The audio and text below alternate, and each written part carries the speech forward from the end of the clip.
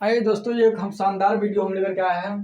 देखने में तो छोटा मोटा लग रहा है, लेकिन बहुत जो है एग्जाम व्यू से बहुत ज्यादा इम्पोर्टेंट है। बोल रहा है कि अनुपात A1/A2 B1/B2 और C1/C2 की क्या तुलना हम लोग यहाँ करते हैं। कुछ अनुपात दे रखा है, उसका ग्राफिक क्या होगा, हलों की संख्या कितना होगा, ये हम बताने जा रहे हैं। और इसमें एक टाइप और क्वेश्चन बनेगा कि बताइए इसमें क्या है। क्वेश्चन एक और टाइप बन सकता है। एक मिनट, बताइए कि कौन संगत है, कौन सा क्या असंगत है, कौन सा क्या है संगत है। यहाँ यदि बोला जाए अनुपात A1/A2 बराबर नहीं होगा किसका, तो B1/B2 का, तो बोलेगा ग्राफ कैसा बनेगा, ग्राफ इसका कैसा बनेगा, प्रतिच्छेदी। यानी एक दूसरे के जो है क्या करेगा, प्रतिच्छेद करेगा, एक दूसरे के बीच जो है प्रतिच्छेद करेगा। जैसे प्रतिच्छेद है, यदि बोला जाए जैसे एक ग्राफ जैसे गया, एक ग्राफ इधर प्रतिच्छेद कर दिया, यानी कौन ना कौन प्रतिच्छेद ही करेगा। यदि A1/A2 बराबर होगा B1/B2 और बराबर होगा C1/C2 का, ग्राफ कैसा बनेगा, संपाती है। संपाती कहने का मतलब बोला जाए कि एक ग्राफ इस पे बना, जैसे ये ऐसे है, ठीक है, तो इसी रेखा पर जो एक और ग्राफ बन गया, तो यही जो होता है संपाती।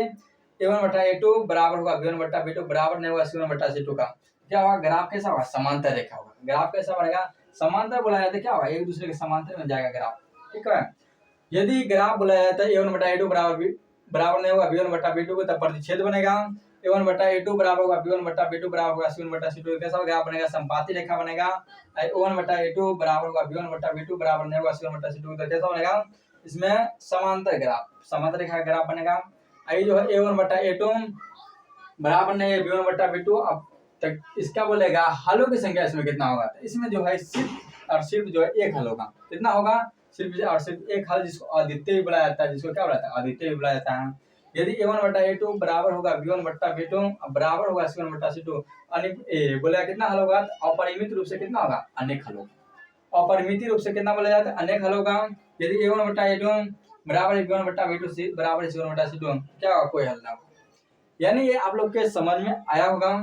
यदि A1/A2 बराबर नहीं है B1/B2, तो सिर्फ एक हल होगा।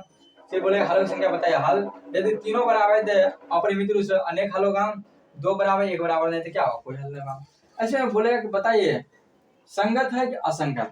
जैसे क्वेश्चन रहेगा, क्वेश्चन ऐसे रहेगा, क्या रहेगा, अनुपात A1/A2, B1/B2 और C1/C2 की तुलना कर ज्ञात कीजिए कि निम्न के समीकरण का युग्म कैसा है। ये युग्म जो है, यह युग्म है संगत है कि असंगत।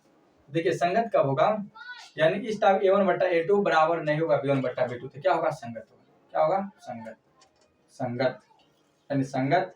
और A1/A2 बराबर होगा B1/B2 और बराबर होगा C1/C2, तो ये होगा संगत। क्या होगा, संगत। और A1/A2 बराबर होगा B1/B2 बराबर नहीं होगा C1/C2, क्या होगा, असंगत, बोला जाता है असंगत, असंगत।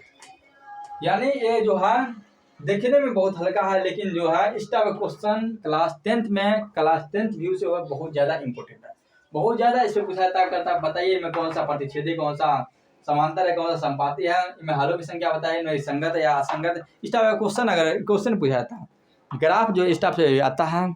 चलिए, उम्मीद है कि आप लोग के समझ में आया होगा। Thanks for watching.